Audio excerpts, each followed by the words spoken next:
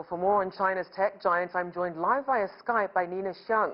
She's the founder of China Money Network and author of Red AI, Victories and Warnings from China's Rise in Artificial Intelligence. Thank you for joining us, Nina. Thank you.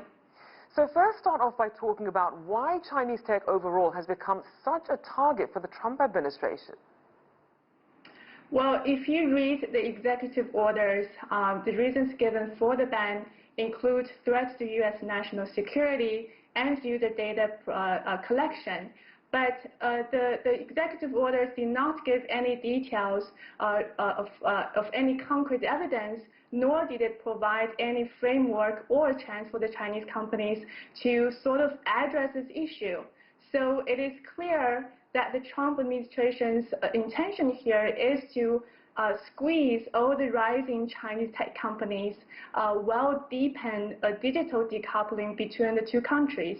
And of course, all of this is happening as an escalation of a continued pressure campaign by the U.S. against Chinese tech companies, while bilateral relations really suffer a downward tailspin.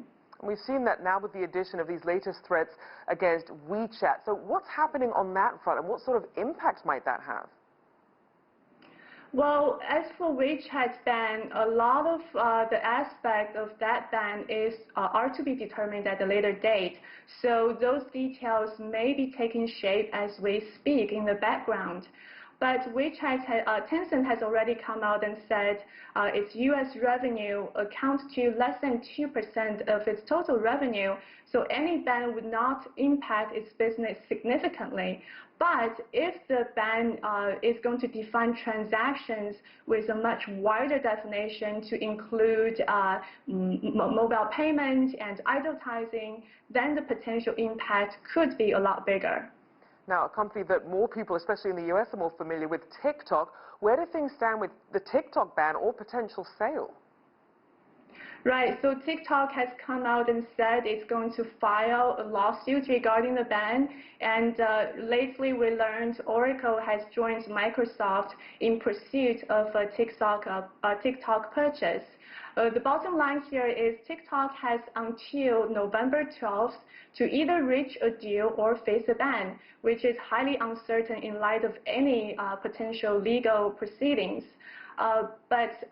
You know, in terms of TikTok's popularity, it's definitely a major concern here, and we're already seeing that Facebook has launched a very similar product on its platform, and it's attracting all these creators on TikTok onto its own platform. So the situation is very, very fluid right now. So then what do these exclusionary moves mean for Chinese companies, as well as the millions of users globally, with this added pressure from the U.S.? Well, I think in terms of Chinese technology companies' international expansion, Trump can close one door, but there are still many other places for Chinese companies to explore. Do you know Chinese companies actually have about half of the African mobile phone market? And those Chinese phone makers are already cooperating with Tencent and Alibaba to expand their apps and services in that continent. So, you know, the global ambition of Chinese technology companies are certainly not lost at all. So then what's your take on China's response to all this and the sort of potential recourse that might be available? Right. So we've seen that the response from China so far has been sort of silent. Actually, with the current situation, when a lot of the details are still to be determined at a later date, it may be better for China to sit tight until after the November election.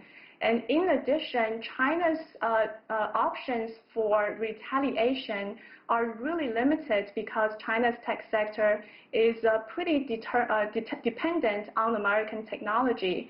But we do feel like the latest actions from Washington are shocking Chinese tech companies into action to really move toward finding replacement for American technology with domestic ones, and also to secure their technology supply chain.